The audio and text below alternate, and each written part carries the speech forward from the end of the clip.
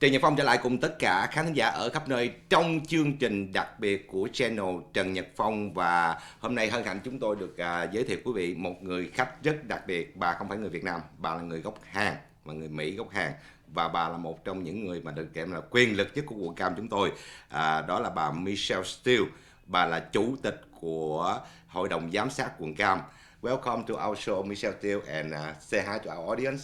Thank you very much for inviting me today and this really hot day in Southern California. Please be healthy and stay safe. Ok, bà gửi lời chào tới tất cả mọi người và ở Orange County rất là nóng và bà nói rằng cố gắng an toàn và gìn giữ cái sức khỏe ở trong cái giai đoạn này. Michelle, still I know you are the board woman, chairwoman of the board supervisor of Orange County. So, how you work for years long working in the Orange County? Can you share some your, especially with Vietnamese community? Well, you know what? Actually, it is really interesting because when I took over chairmanship, I didn't know we are going to go through COVID-19, but we really moved fast because we declared the emergency, state of emergency 1 week before California state did. So we tried to really under control of this spreading, spreading this disease. So we work really hard, but it's everybody has to be really responsible for that too. So strongly recommend wear masks, 6 feet distancing, social distancing. Social and, distance. Yeah, and wash your hands. Our parents used to tell us, when you come home from outside, wash your hands, right? They were always right. Vâng, và quý vị, tôi có hỏi bà là chia sẻ một chút những cái suy nghĩ của bà khi làm việc ở trong cái quận Cam. Thì bà nói rằng là rất là bất ngờ khi mà bà được chính thức trở thành chủ tịch hội đồng giám sát của quận Cam. Thì đúng vào lúc nó xảy ra cái con siêu vi khuẩn của Hán nó lây lan khắp nơi. Và chúng ta đang đối diện với lại cái thời gian rất là khó khăn. Tuy nhiên thì chúng ta cố gắng tìm cách kiểm soát dịch bệnh này tại quận Cam. Và đương nhiên chúng ta phải thực hiện những cái khoảng cách xã hội, giãn cách xã hội vân vân. Trong đó thì quý vị phải đứng cách nhau khoảng 6 feet, phải đeo khẩu trang, về nhà phải rửa tay. Đó là những cái gì mà bà chia sẻ, những cái thông tin từ bên CDC đưa qua. So that currently times. So but before that, I know you work so long with the Vietnamese community, especially is in Orange County. Can you share something, your opinion with the Vietnamese community? You know what? Vietnamese community is really a strong, closed community, and they're very patriotic. And I really appreciate that because I've been known, Vietnamese Americans that, we've been together for more than 20 years that, worked with Vietnamese American, like, when Van Tran, your former assembly member, that, when he was in, I believe, before college. So, I've been known these people for a long time. We work together, and, I see people growing up together and running the public office together. And you know what? I've been always working with, as a first generation Korean American, and then I was raised in Japan.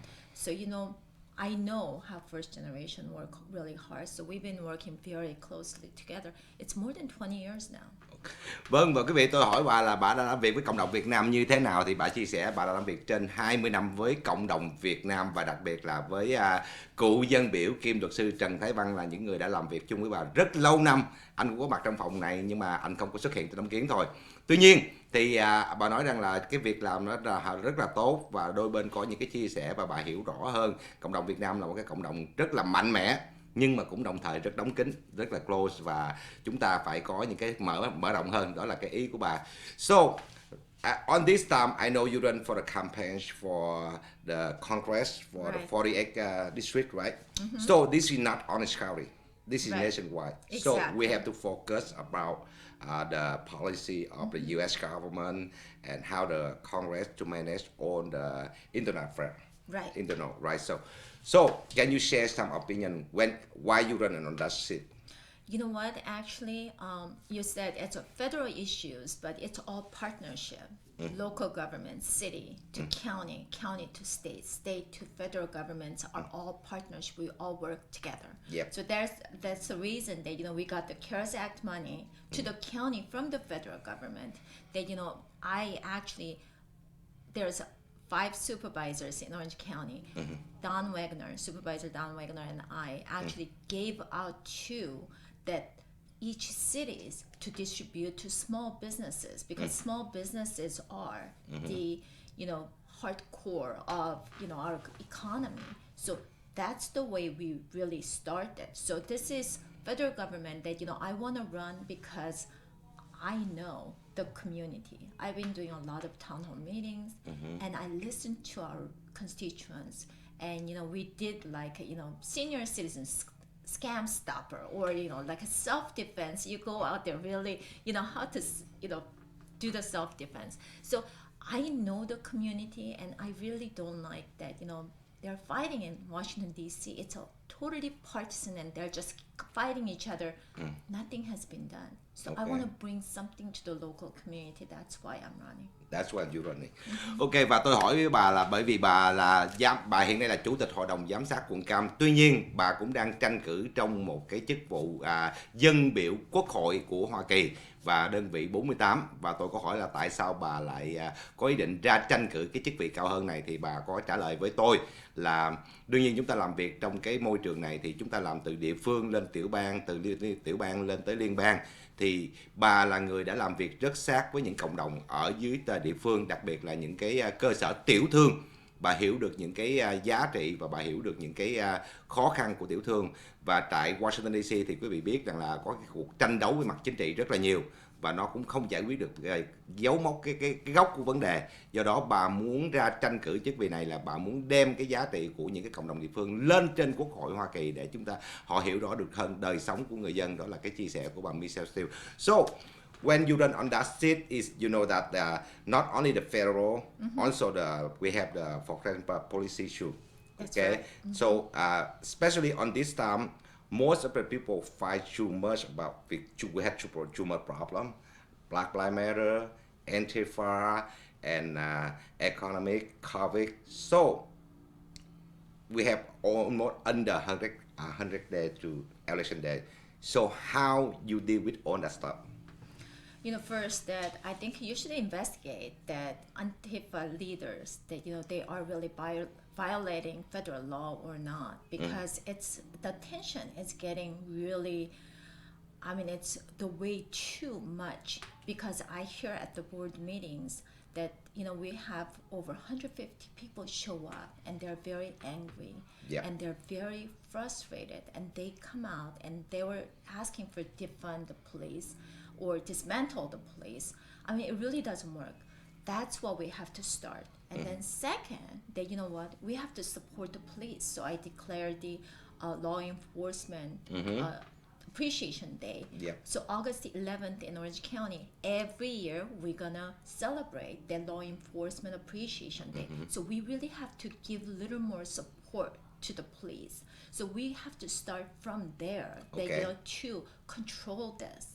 And then at the same time, I was the one that introduced a resolution for when Chinese or Vietnamese high officials are coming in, because especially during COVID-19, we saw so much tension, and we don't want to have more tension, because as an elected person, public safety comes first. So we really have to stop the more trouble. So that's the reason that I introduce the resolution. Right. Và tôi hỏi với bà là khi mà bà tranh cử trong cái giai đoạn này thì nước Mỹ chúng ta có rất nhiều những cái vấn đề, trong đó có sự quậy phá của nhóm Antifa, Black Lives Matter, kể cả chúng ta đang phải đối phó với đại dịch và nền kinh tế chậm lại. Thì bà nói đầu tiên hết là chúng ta phải điều tra cái nhóm Antifa, là cái nhóm mà gây bạo động rất nhiều ở Mỹ này, và quý vị đã nhìn thấy những cái cuộc bạo động ở tất cả các thành phố đều có bàn tay của Antifa. Bên cạnh đó thì bà nói rằng là chúng ta phải ủng hộ cho cảnh sát và August 11, the celebrate for the police. Ok, và bà nói rằng ngày 11 tháng 8 là cái ngày mà mỗi một năm là chúng ta ủng hộ cho cái giới công lực, tức là law enforcement, để có thể hỗ trợ họ và đứng sau lưng họ, và chúng ta phản đối cái việc mà gọi là giảm ngân sách cảnh sát. Chúng ta phải ủng hộ, tại vì họ là những người gìn giữ cho chúng ta tất cả những cái an ninh ở đây. Và cuối cùng bà nói là bà cũng đã vừa ra một cái nghị quyết của quận Cam, chứ không phải là cái thành phố. Mà thật ra cái nghị quyết này thì luật sư Trần Thái Văn năm 2003 là cái người đã đưa ra cái nghị quyết này đầu tiên, khi anh còn là nghị viên của thành phố Garden Grove, là yêu cầu phía Cộng sản, nhà nước Cộng sản Việt Nam, nếu mà họ có ý định đặt chân vào Garden Grove thì phải thông báo cho thành phố biết trước, và ít nhất là thành phố có đồng ý hay không, và những chi phí đó ai chịu, vân vân và vân vân. Nó giống như một cái hình thức cấm cửa các đảng viên Đảng Cộng sản vào trong thành phố, nhưng đó chỉ là thành phố Garden Grove thôi. Còn bây giờ bà vừa viết cái nghị quyết tương tự như vậy và áp dụng cho toàn quận Cam, nơi có khoảng 3,5 triệu dân sinh sống, thì tất cả các viên chức của đảng viên Đảng Cộng sản Trung Quốc và đảng viên Đảng Cộng sản Việt Nam, họ muốn bước chân vào quận Cam thì họ phải có cái sự thông báo chính thức cho Hội đồng Giám sát quận Cam, và họ phải báo trước 10 ngày. Và nếu như không đó thì là những cái gì đó họ phải chịu trách nhiệm. Thì đây là áp dụng trên toàn quận Cam. Và bà nói rằng chúng ta không có muốn có những cái vấn đề mà từ ở bên ngoài mang vào. Chúng ta đã có quá nhiều những vấn đề ở đây rồi. Bây giờ Cộng sản đem vào nhiều phiền phức hơn nữa thì nó còn khó khăn hơn cho chúng ta nữa trong cái giai đoạn này.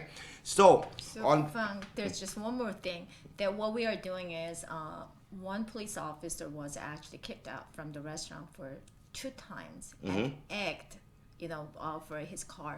So what we are doing is few people gathered together. So we raised money and we are showing the support to the law enforcement. So we actually go around each city police office, police departments, and actually feed them that, with sandwiches and pizza and stuff. So last week I went to city of Buena Park police department, and then city of Los Alamitos and Grand Park. No, Buena Park. Buena Park, yeah. okay. And Buena then Park. I went to city of Los Alamitos and Seal Beach and Laguna South County that sheriffs take care of. So I went to that. They have the gathering with Laguna Beach, Laguna Hill, and Laguna Niguel. So what, we are going around that support these people. So Vietnamese community wants to participate with us, then it's going to be really good, because we're going to give out the stickers that please welcome in our restaurant or our businesses, so they feel comfortable to get in and get fed, pay for their lunches and pick it up. And then we are actually putting on the car stickers that if you support, please thumbs up or honk the horn. So what, we are doing that right now. Vâng, và bà chia sẻ em trong cái vấn đề mà ủng hộ cho các giới công lực, thì nhiều nhà hàng ở quận Cam bà đã tới là Buena Park and Los Alamitos, right? And Seal Beach, right? Là bà những cái thành phố đó thì những cái nhà hàng họ order to go, thì trong những cái hóa đơn đó thì có ủng hộ cảnh sát, thì họ đều sẵn sàng để mà ủng hộ cho cái ngành cảnh sát, cho thấy rằng cái người dân họ ủng hộ rất là nhiều cho phía cảnh sát, và ngay cả hội đồng giám sát cũng đang ủng hộ rất mạnh cho cái hội đồng giám sát. But you know what? When you run the policy in OC, I believe that's something opposite with the governor of California now, Gavin Newsom. Okay. So how you deal with Gavin Newsom when he orders some executive orders? So I feel it's hurt for the business and it's hurt for the people, especially the church, the school. So that's the reason that I was the one actually declared that houses of worship are essential. Okay. But right now the governor is actually closing down these businesses, especially nail salons and hairdress shops and nail salons. Actually, they put all these plex glasses, and they already prepared and they're wearing and they're very clean. And it was kind of like I don't know, he said it's a science based, but you know what, it's randomly it's coming out. So I think we should really watch it closely right now that CARES Act money is in state, and governor actually threatened all the counties that if we are not cooperating with the state, he said he's going to hold the money to give out the counties. So what we are doing is we just keep repeating same thing, that wear masks and wash your hands and 6 feet social distancing, and let's lower the rates, and then we're gonna just open the businesses, because there are so many people that they didn't have job for a few months and they cannot put food on the table. And yesterday, I believe the unemployment finished yesterday, right? So we need to open that, right? So, but my question is, okay, all the states they have it. We don't have a problem in Orange County, but example, it's happened. How you deal with that? Because no. My answer. Okay, in Portland, in Seattle, the Antifa and the writer, they get they crash everything, they stealing, they do everything, right? If it happened in here, but you are the chairwoman for the board supervisor, and if National Guard coming, do you active them to have the police, or you going to stop like that? You know what? It's never gonna happen in Orange County. I know. Before National Guard comes in, then you know what? We're gonna stop that. So you know that's the reason that we are going around and support police and you know give them the power to work and make sure that you know we are not having that kind of you know protest coming in. And it's really interesting to see those you know cities that you just mentioned. And they said, you know what? They can control themselves. We saw that it didn't really work. But you know what? The worst thing comes in Orange County. Never gonna happen. But if it happens and National Guard comes in, then you know what? They have to come in to stop it. But it's never gonna happen in Orange County. I know. How many times I I said know. it never gonna happen? Vâng, và quý vị, tôi có hỏi bà về cái vấn đề mà cái chính sách của quận Cam nó có sự khác biệt với lại cái chính sách và cái sắc lệnh của ông thống đốc tiểu bang là ông Gavin Newsom. Trong khi ông ta đóng cửa nhà thờ, đóng cửa trường học, buộc các cái tiệm nail, salon và tất cả những cái nhà hàng phải đóng cửa hoặc là phải mở cửa, nhưng mà ăn ở ngoài outdoor đó thì không có được vào trong nhà hàng đó. Thì bà nói rằng là đến lúc mà chúng ta cần phải có cái việc mà thúc đẩy lại cái nền kinh tế và phải mở lại các cái cơ sở thương mại để có thể thúc đẩy nền kinh tế. Bởi vì nhiều người đã mất việc làm trong mấy tháng qua và cái tiền thất nghiệp thì tôi cũng nhắc bà là ngày hôm qua đã hết rồi. Và bà cũng nói như vậy. Và khi tôi hỏi câu hỏi là nếu trường hợp mà quận Cam rơi vào tình trạng giống như ở Seattle hay ở Portland bây giờ đang có những cái cuộc bạo động đó, mà nếu như chính quyền liên bang mà gửi lực lượng vệ binh quốc gia tới thì bà có active hay không trong cái cương vị của chủ tịch của cái hội đồng giám sát quận Cam? Thì bà trả lời rằng là trên nguyên tắc thì bà không muốn active National Guard, tức là bà không muốn để cho họ vào, tại vì chúng ta ủng hộ cho cảnh sát thì để cho cảnh sát có cái quyền được làm việc ở đây. Tuy nhiên thì bà nói rằng là khi mà chính quyền liên bang họ gửi người tới thì vẫn phải làm việc chung để mà dập tắt các cuộc bạo động. Và bà nói rằng là nó sẽ không bao giờ xảy ra tại quận Cam đâu, mà nó xảy ra nơi khác nhưng nó chưa bao giờ xảy ra quận Cam. Bà cũng không muốn nó xảy ra ở quận Cam. Thank you. But just one thing that we have a great sheriff. You know, Sheriff Don Barnes is doing a great job. And then I saw all these police chiefs that each cities, they know how to protect their residents. So you know what, I trust them. Ok, bà nói rằng bởi vì ông cảnh sát trưởng của quận Cam, tức là ông Don Barnes, là một cái người làm việc rất tốt công việc của bà, cho nên là không có cần lo lắng lắm trong cái vấn đề mà gọi là an toàn, bởi vì ông đã làm rất tốt và cảnh sát ở quận Cam họ làm việc rất là hữu hiệu theo lời của bà. Okay, so now we have that internal. Okay, now external. Okay, so President Trump, he have a very hard life with China right now, and because we find out they hiding a lot of things, they cover up the COVID, they violation the human right of the Hong Kong people and Sichuan, and also they stealing our intellectual property, right? So he pushed very hard policy with them. So if you are in the Congress, because we lose the majority in Congress for 2 years in a row, okay? We're taking so back though. that's why you run for that. So how you support President Trump on the policy for that? You know what? Actually, there's Venezuela and you know socialist country, and then there's Cuba. Like Obama administration actually opened the tourism with Cuba, and President Trump stopped that. Yeah. And you know what? What President Trump is doing against China is a really good thing because they're stealing our informations and they're actually organ harvesting from certain minority groups, and there's just so many things, human rights issues and you know human trafficking. You talk about just so many things, and we kind of let it go with you know until Obama administration. Trump administration is coming out really good job and doing it. Yes, I support that policy. Ok, tôi có hỏi bà là mặc dù là nãy giờ chúng tôi đề cập đến những vấn đề của địa phương, của quận Cam và của California, tuy nhiên bà ngồi ở vị trí quốc hội thì nó mang tính chất của toàn quốc, và chúng tôi đã hỏi những cái vấn đề chính sách nội địa. Khi tôi hỏi đến chính sách mà đối ngoại thì Tổng thống Trump đã có những chính sách cứng rắn đối với Trung Quốc, trong đó là những cái hồ sơ mà vi phạm nhân quyền ở Hồng Kông, ở Tân Cương, rồi cái việc mà họ đánh cắp các cái sản phẩm trí tuệ của chúng ta, rồi những cái hành động của họ là gian manh trong vấn đề thương mại thì vân vân. Thì bà nói rằng là dưới cái thời của Obama đó thì ông ta đã mở cửa rất nhiều với những quốc gia xã hội chủ nghĩa, trong đó có Venezuela, và kể cả ông ta còn kết nối lại với Cuba nữa. Và chính Tổng thống Trump là cái người chặn lại điều này.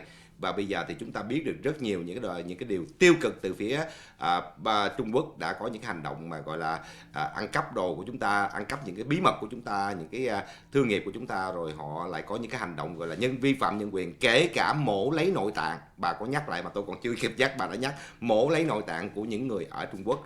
Thì những cái hành động đó là chúng ta phải ngưng, và tổng thống Trump đã đi một cái đường đường hướng và chính sách rất là đúng, và bà ủng hộ cho những chính sách này.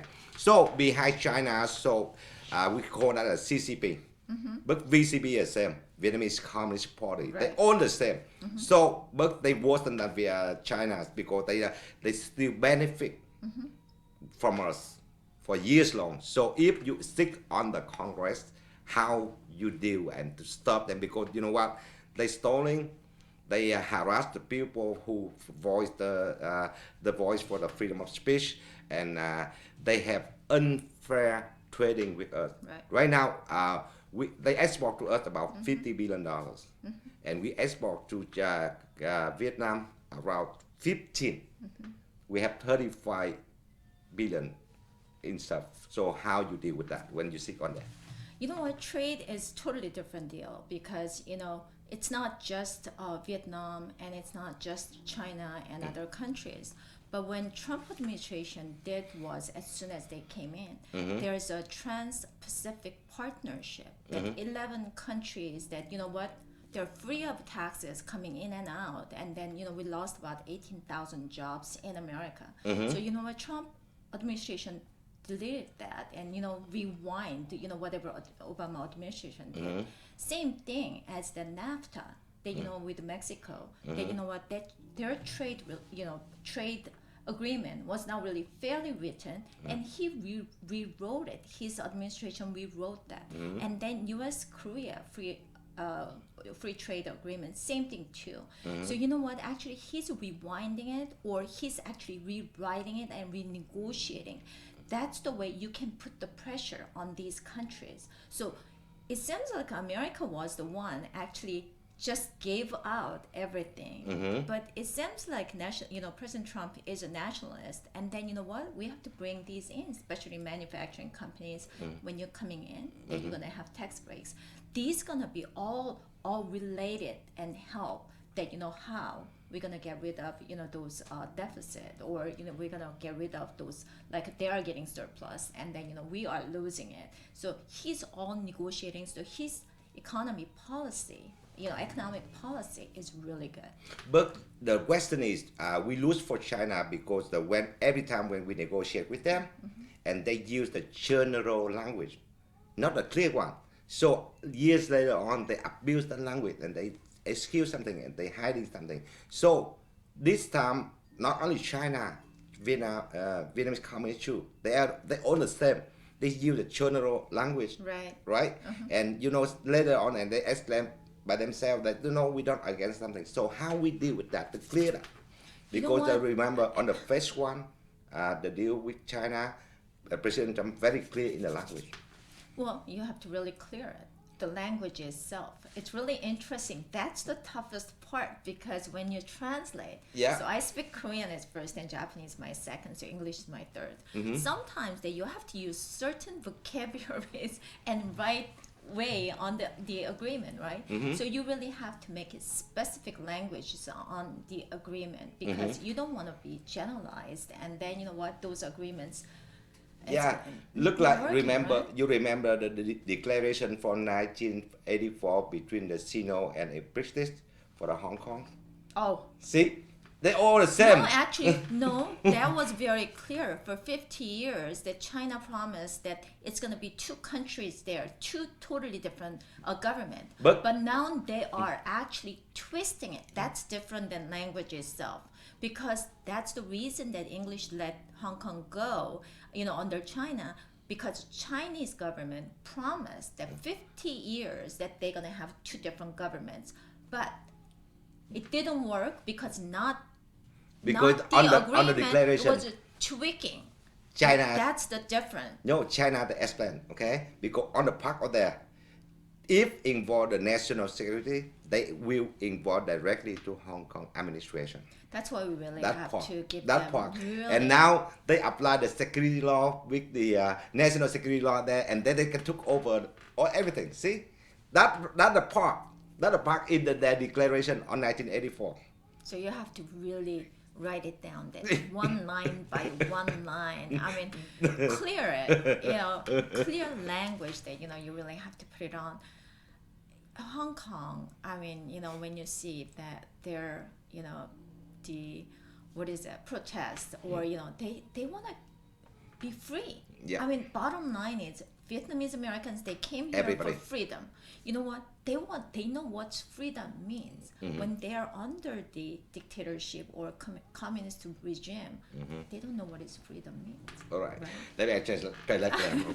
Okay, tôi có hỏi với bà về cái vấn đề mà cái sự bất cầu những cái chuyện gì chính sách đối ngoại đối với Trung Quốc, mà không những đối với Trung Quốc mà kể cả với Cộng sản Việt Nam. Mà tôi có nhắc lại rằng là Cộng sản Việt Nam, Tổng thống Trump từng nói là nó còn tệ hơn Cộng sản Trung Quốc nữa. Thì đặc biệt là có nhiều vấn đề trong vấn đề và vi phạm nhân quyền, bên cạnh đó là cái vấn đề mà gọi là bất công về mậu dịch. Hàng của chúng ta nhập cảng vào Việt Nam chỉ có chưa tới 15 tỷ, trong khi hàng của Việt Nam nhập cảng vào chúng ta gần 60 tỷ Mỹ Kim. Cái mất quân bình cái cán cân này. Thì tôi có hỏi bà thì bà nói vấn đề mậu dịch là một vấn đề khác mà chúng ta phải bàn tới, là bởi vì không phải chỉ riêng Việt Nam, Trung Quốc mà nhiều quốc gia khác, kể cả những đồng minh của chúng ta. Trong đó bà có nhắc lại cái hiệp ước NAFTA cũ mà giữa Mexico, Canada, Bắc Mỹ, thì Tổng thống Trump đã cho viết lại một cái hiệp ước mới, nó công bằng hơn. Đây là những cái hiệp ước thương mại mà chúng ta tiếp tục đàm phán và vẫn phải đàm phán để giành lại cái quyền lợi, đem những cái shop về, và Tổng thống Trump đã đem tất cả những cái shop và những công xưởng về nước Mỹ, và bà rất là ủng hộ cho cái việc mà đem tất cả những công xưởng về. Tuy nhiên thì tôi có hỏi bà rằng nhưng mà trong những cái cuộc đàm phán đó thì cái Cộng sản Trung Quốc họ sử dụng những cái ngôn ngữ chung chung, tức là những ngôn ngữ tổng quát, thì rồi sau này vài năm sau họ giải thích theo kiểu của họ, họ vẫn tránh né được và họ vẫn hiding được, họ vẫn né được. Thì bà nói đó là lý do chúng ta cần phải soi đèn vô từng cái cụm chữ. Thì tôi có đưa ra một cái ví dụ là cái bản thông cáo chung của Anh và Trung Quốc năm 1984, trong đó là rõ ràng là Trung Quốc cam kết, bà nói là Trung Quốc cam kết 50 năm bất biến, bà nói rất là rõ ràng. Nhưng mà tôi nói rằng trong đó có cái cụm chữ là trừ khi là nó là vấn đề an ninh quốc gia thì Trung Quốc có thể xen vào công chuyện của Hồng Kông, và bây giờ họ dùng cái cụm chữ đó để họ áp dụng cái đạo luật an ninh quốc gia lên Hồng Kông. Thì bà nói rằng là chính vì vậy mà chúng ta phải coi từng hàng chữ, từng chữ một cho nó chính xác và nó cụ thể, chứ không thể dùng cái ngôn ngữ chung chung được. Đó là cách giải thích của bà. So, with the Vietnamese community and Vietnamese voter on your district right now, okay, they have a concern. They have two concerns. One concern, the life is here, but the life is here, they know what's going on. But other concern in Vietnam. So for years long, the Vietnamese communists, they used all the tool, everything to try to benefit from U.S. government, but they not comply what we demand. What we demand, the respect of the human rights, the freedom of speech of the people. So years long, some of the congresswomen and congressmen that came to our community, and they just say, "Oh, I have the solution to condemn Vietnamese community," but just on a mouth only. Right. Okay, we don't want that more anymore. Right. So if you elect from the Congress, what a different way you do? I think, you know what, you should really send people out there and then let them open it and then what they are doing so you can really see it. That's what you have to do. That's exactly what North Korea does too. They are like nuclear weapons that they've been hiding, and they're not letting anybody coming in, but they want to, get rid of sanctions that America against North Korea. So it's all same thing. So you know what? You have to send the people out and then check it and study it and research it. And then you know what? That's the way that, you can sanction them and you can stop and you can renegotiate from that on. So everything has to start from the bottom and then every step at a time. You cannot just stop it because these dictatorship and communist countries, they are controlling all UN too, right? So you know what? Defunding, but you have to really look at and then what's the problem there, and then you're gonna just demand to solve the problem, demand to solve the problem, and then with the Because sanction. sanction, right? Okay. Sanction is the biggest way to do it because they are relying on American economy too. Alright. Và tôi có hỏi bà là trong nhiều năm nay thì riêng đối với cộng đồng cử tri gốc Việt thì có hai vấn đề quan tâm. Thứ nhất là đời sống ở đây, và thứ hai là cái tình hình trong Việt Nam, đặc biệt là vấn đề Việt Nam vi phạm nhân quyền. Và nhiều năm nay họ vẫn trục lợi trên chính phủ Hoa Kỳ trong cái việc mà họ tránh né thực thi những cái cam kết về nhân quyền. Thì những cái vị dân cử trước đây xuống cộng đồng Việt Nam kiếm phiếu, nhưng mà họ chỉ ra những cái nghị quyết đọc cho vui rồi thôi, không có bằng cái miệng thôi. Họ không có một hành động cụ thể. Thì tôi hỏi là bà có làm điều khác biệt gì hay không?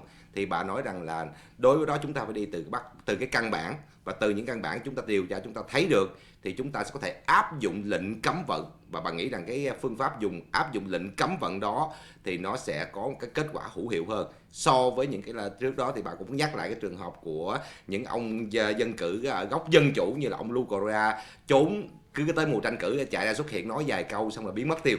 Thì cái đó là bà đã chia sẻ. Và trong đó thì tôi có hỏi về cái tình hình của Việt Nam, đặc biệt là người Việt Nam chúng ta, khối cử tri Việt Nam chúng ta, ngoài trừ đời sống đây thì chúng ta quan tâm tới vấn đề nhân quyền tại Việt Nam. So beside the Vietnamese and right now President Trump had to deal with a lot of things, you know what, on the foreign policy. Not only the rival like China or the enemy like Russia or something else, also with our allies. They abuse you. For example, Germany. We protect Germany for years long after World War II. So right now we spend a lot of billion dollars to protect Germany and Europe, right? But right now they're not going to buy our export oil. They building the oil pipeline from Russia to Germany, and they call I think a Nord Stream 2, the name of the project. So how we deal with our ally? Well, you know what? Actually, Trump administration asked that NATO, that you know what, it's been controlled by America. 2%. And right, but you know what? They're the one.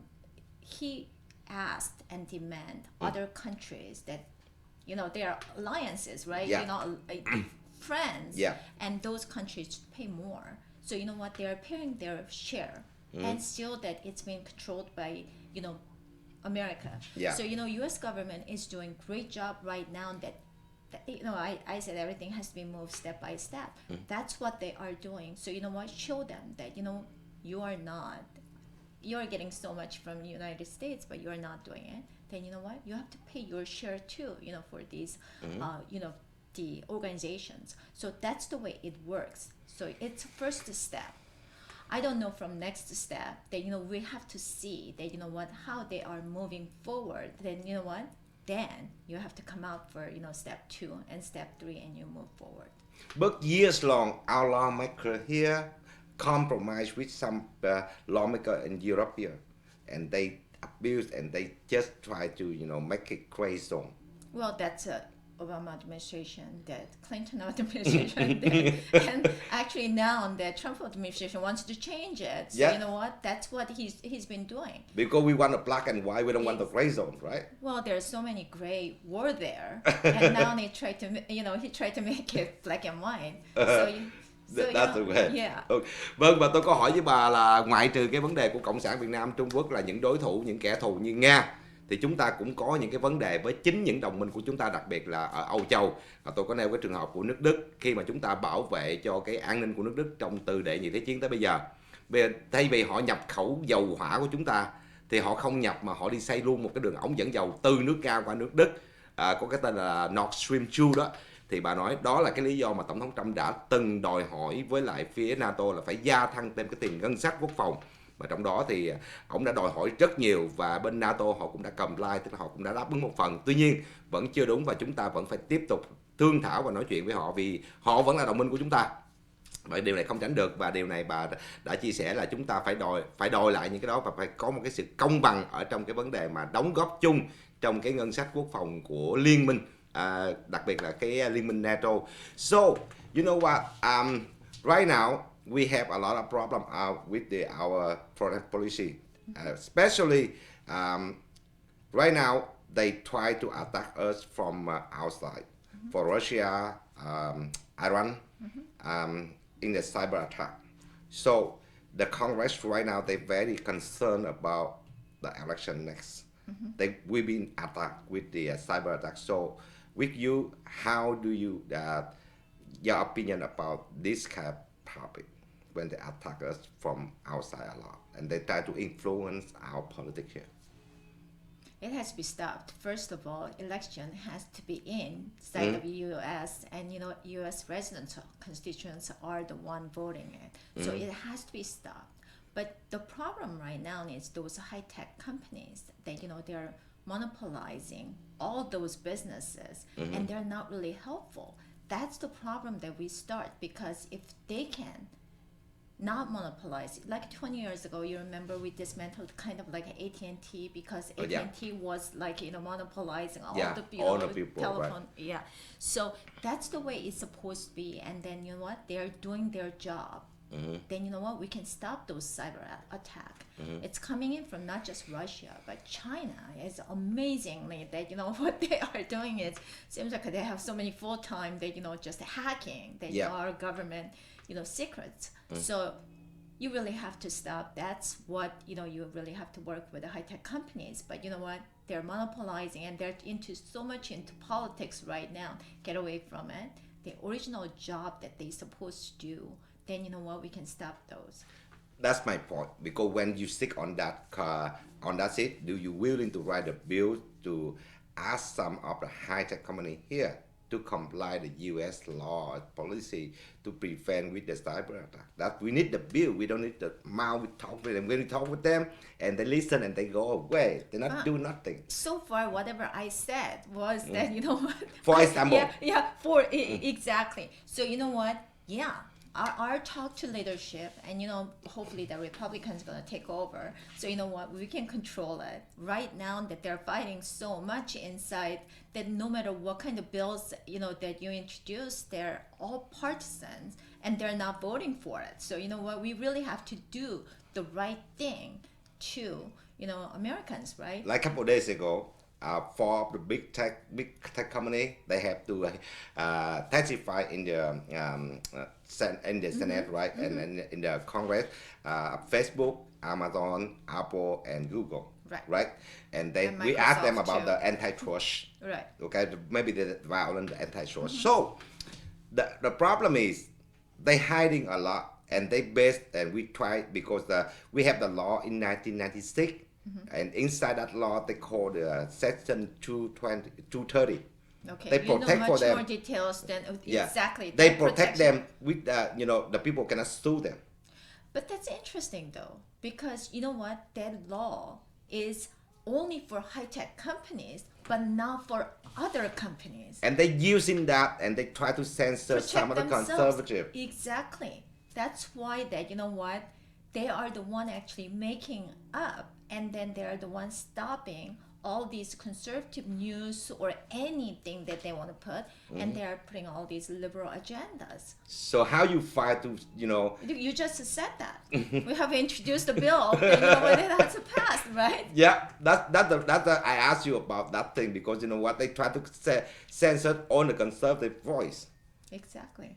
They use that Section 230. I hear so many people. It's not just like somebody who puts so many things, but individuals, they put maybe once a day or once every week, and it's been stopped too. That's what I heard. So usually I put only for my family matters on my personal side, so it was not stopped. But... Vâng, và quý vị, tôi hỏi với bà rằng là nếu mà bà ngồi trên đó thì bà sẽ hỗ trợ như thế nào trong cái vấn đề mà các cái tin tặc ở bên ngoài và những cái quốc gia bên ngoài như là Nga, Trung Quốc, Bắc Hàn tìm cách tấn công vào trong cái nội địa Hoa Kỳ bằng không gian mạng, đặc biệt là tìm cách ảnh hưởng tới cái nền chính trị của Hoa Kỳ. Thì trong cái lúc nói chuyện này thì bà nói rằng là chúng ta phải hỏi, bà nói cái lệ thuộc vào những cái công ty lớn, mà những công ty lớn này đó thì họ cũng phải phối hợp với chính phủ để làm cái việc này. Còn nếu như không á thì chúng ta vẫn phải đương đầu với những cái rất là khó khăn. Thì nhân cái dịp này tôi có nói với bà là ngày hôm qua hôm kia thì 4 công ty lớn của Hoa Kỳ đã lên trên Quốc hội để điều trần trong cái vấn đề mà chống độc quyền đó. Thì họ là tránh né rất là nhiều, đặc biệt là họ dựa trên cái đạo luật của ban hành năm 1996 mà cái Section 230 đó, là họ bảo vệ cho họ không bị kiện trước các cái bị công chúng kiện. thì cái đạo luật này nó đã được ban hành năm 1996, thì bà mới nói rằng là đúng, chính vì vậy mà họ đã tìm cách họ sử dụng cái đạo luật này để họ giới hạn những tiếng nói bảo thủ, và họ tìm cách kiểm duyệt những cái tiếng nói bảo thủ khác, và chúng ta đang đưa ra những cái dự luật và trong đó để mà hủy bỏ những hoặc là điều chỉnh lại những cái luật này, nó đã giới hạn cái tiếng nói, tức là những cái công ty mạng xã hội, những công ty tech lớn đó, họ sử dụng những cái đạo luật này để bảo vệ cho họ và họ tìm cách kiểm duyệt. So before we discussed a lot, right? So the point you're running for that seat for November, can you tell you some of your main point you want to fight for your voter here and for our country, and also support President Trump? You know what? Actually, I came from the tax agency, right? I ran for state board of equalization because my mom was harassed by board of equalization. That's the reason. So most, actually, I know how to count. So that's the way we start. So right now that, SALT, that state local taxes, that, it's not deductible for the federal tax. So we had to fix that because California, actually, a lot of residents, California itself is not really doing a good job, but our tax is going up. Not only that, right now the governor suggested that, your top income earners, then, it's going to go up from 13.3% to 60.8%. I mean, it's just outrageous. So I'm going to fight for numbers because I know how to count. So that's my first thing. Okay. And second thing is healthcare, because my opponent, wants to have the Medicare for all. Medicare for all, it's not free. Somebody has to pay for it. And not only that, taxpayer pay for it. Exactly. Not only that, private companies, when they compete, premium goes down. But we really have to add the existing conditions to help people who's been already having chronic diseases. That's what it has to be done. So there's a lot of things has to be done, but now that they're just fighting for other stuffs and they're not really delivering it. So you really have to work on those. We discussed about the healthcare. So we always discussed about it because the insurance, right? Because you cannot afford the insurance, you have to ask for the government insurance, right? That meant. But the main thing is not that one. Right. The main thing is because the cost for the medical too high. The pharmacy too high. Right. Yeah, they don't. Now we have to redo on the price. Yeah. That's the main thing. That's President Trump signed executive for that thing, because if the medical going to be lower and then the insurance will be lower, so the people can, if they can afford it, they don't need the government insurance. Exactly. Right. But especially younger generations, right out of college, they need different insurance plan than older people like me and like my husband. And we need different kind of insurances. Everybody has different insurances, and everybody goes out there. They can choose their own insurance. Yeah. Then competition starts. It's a free market. When premiums low, you can get better coverage. Then people are gonna get it. Why government? You came from Vietnam to get freedom and free to choose whatever you want. And then, I feel the same way too, because my both parents fled from North Korea communism. So we came here because we have a choice. Okay. to make. Now one more thing before I translate to Vietnamese. Okay. The very important. Okay. The choice of the parents from the school for the kid. That we want the parents got more choice the school for the kid, but the Democrats, they're against that. They try to protect the teacher union or something. So what are your opinion? School choice is really important. Yep. Late 1980s, my husband was very involved with the school choice, and we couldn't go through. Yeah. But people have to, the parents know their kids better, and local government knows better for their schools. This one, high level of federal government, state government, you cannot do one size fits all. Okay. So local government has to control it, and when parents control that which school their kids can go, then that's another choice. School's gonna get better because they're not gonna have just tenor for those teachers that they are there after 10 years. That this is gonna be lifelong Because job. Instead of that, right? The cost for the education years by year is same. So why we have to put the money somewhere else, not for the parent to choose the school for the kid, right? That's what President Trump administration right now, and that they said that if you're not opening the schools, if parents want it, then we're gonna give funding directly to the parents to choose schools that where they're gonna send to. School choice is very very important things for the parents. Alright. Và quý vị, chúng tôi có hỏi bà câu hỏi chót liên quan tới cái vấn đề cái điểm tranh cử của bà. Để biết thì bà nói đầu tiên hết, tại vì bà là nạn nhân, gia đình của bà là nạn nhân cộng sản, bà hiểu rõ những cái gia đình nạn nhân cộng sản như thế nào. Thứ hai, điều quan trọng nhất là tiểu bang California tăng thuế rất nhiều. Cái điều mà bà tranh đấu là giảm thuế cho người dân, giảm thuế và giảm những cái chi phí thuế má cho người dân. Và đặc biệt là California chúng ta trả thuế rất cao, và họ đang dự tính là tăng lên 39.6% cho cái thuế của người đi làm ở những người mà có lợi tức cao trên 400.000. Do đó, cái điều mà chúng ta tranh đấu là giảm cái mức thuế xuống để cho người dân có thể vô nổi. Và thứ ba, bà nói là cái vấn đề mà chương trình y tế. Thì cái chương trình y tế, nói cái chương trình mà Medicare for All, tức là y tế cho tất cả mọi người, thực ra nó không có miễn phí. Lấy tiền của những người đóng thuế để mà trả lại cho những người, để mà đóng cho những người mà không có khả năng thôi. Thì cái điều chính là làm sao chúng ta có thể giảm được cái y tế, mà cái quan trọng nhất không phải vấn đề bảo hiểm của y tế, mà vấn đề chính là cái chi phí y tế quá cao. Và đó là lý do tại sao mà Tổng thống Trump và bà cũng như những người trong đảng Cộng hòa đang tìm cách giảm cái chi phí y tế xuống. Khi chi phí y tế xuống thì quý vị không cần cái bảo hiểm của chính phủ, quý vị cũng có thể tự mình đi mua bảo hiểm được, tại vì nó rẻ. Còn bây giờ nếu mà cái chi phí y tế quá cao thì cái bảo hiểm y tế cũng cao lên luôn, thì quý vị không trả nổi thì quý vị phải đi nương nhờ cái bảo hiểm chính phủ. Mà bảo hiểm chính phủ thì nó lấy tiền từ người thuế của người dân để đóng cho quý vị, cho cái sự sai biệt đó. Chính vì vậy mà chúng ta cần phải chỉnh lại cái này. Và câu cuối cùng tôi hỏi bà là về giáo dục, thì Tổng thống Trump đã thúc đẩy một cái chương trình là cho phụ huynh được phép chọn trường cho con. Thì bà nói đây là cái chương trình rất tốt. Tại vì sao? Bà kể lại cái thập niên 80, chồng của bà là ông Sean đã từng đẩy ra cái chương trình này nhưng mà không có thành công, là để cho người phụ huynh có quyền chọn cho con mình trường tư hay là trường tư thục hay là trường công lập. Cũng vì cái ngân sách chi phí của cái giáo dục mỗi một năm nó cũng như vậy. Nhưng mà bây giờ thay vì chi cho lương giáo chức rồi những cái này cái kia, thì tại sao không lấy cái tiền đó để cho các cháu có thể chọn được những cái trường tốt hơn do chính cha mẹ chọn. Thì bà nói là bà ủng hộ cái chương trình mà đó là cái chương trình tốt nhất bây giờ. So anything else you want to share before we finish? You know what? Yesterday, actually, Saddleback Church and my office, we got together, so we gave out food. Okay. It's fresh fruits and like a bread, cereal, and milk and orange juice, because people are suffering right now. So if you can share, please share. If you need it, please come out and just get that food, because a lot of people, especially Asians, they we feel awkward and a little embarrassed. There's just nothing to embarrass about. So yesterday, I was blessed. Every time these people come in, and we prepared actually water the first, and then what they were moving out, 1,400 cars.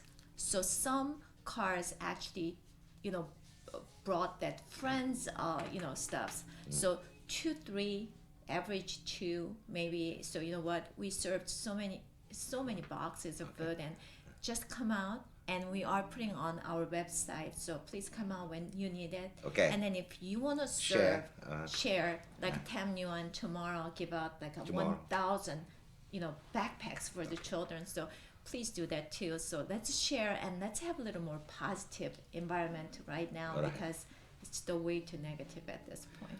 Vâng, và cái điều cuối cùng bà chia sẻ là trong văn phòng của bà đã có cái chương trình phát thực phẩm phi và những cái vật dụng cần thiết cho người dân. Và nếu như quý vị muốn thiếu kém, quý vị có thể ghé qua cái văn phòng bà nhận, hoặc là những quý vị nào có dư giả muốn chia sẻ có thể đóng góp vào. Và bà nói rằng là chỉ có ngày hôm qua hôm kia đó là đã 1.400 cái phần đã được gửi ra, và hôm nay thì có thêm những cái pack cho những cháu thiếu nhi. Thì nếu mà quý vị nào mà có cần thiết cho con em của mình thì có thể đến đó nhận. Còn nếu không, nếu quý vị nào mà có khả năng dư đóng góp thì có thể cũng ghé qua văn phòng. Thì đây là những cái chương trình mà có thể làm được trong cái giai đoạn mà chúng ta đang đối phó với đại dịch này. So, anything else before we say goodbye? Stay safe and stay healthy during this crazy, crisis. Thank you for coming my show today, but we have to come back later on because we have a lot of things to discuss before November, right? Okay. Thank you for inviting me today. Vâng, và đó là những lời chia sẻ, và bà chia sẻ câu cuối cùng là an toàn và chúng ta phải cố gắng làm sao giữ cho cái môi trường nó được an toàn hơn. Trước đó là cái lời chia tay của bà. Cảm ơn tất cả khán thính giả ở khắp nơi cho cái chương trình này, và chúng tôi sẽ trở lại với bà Michelle Tiêu trong nhiều lần nữa trong cái chương trình mà để bà thảo luận thêm chi tiết hơn cho mỗi một cái dự án tranh cử của bà. Cảm ơn tất cả khán giả và chúng ta gặp lại sau. Bye bye. Thank you.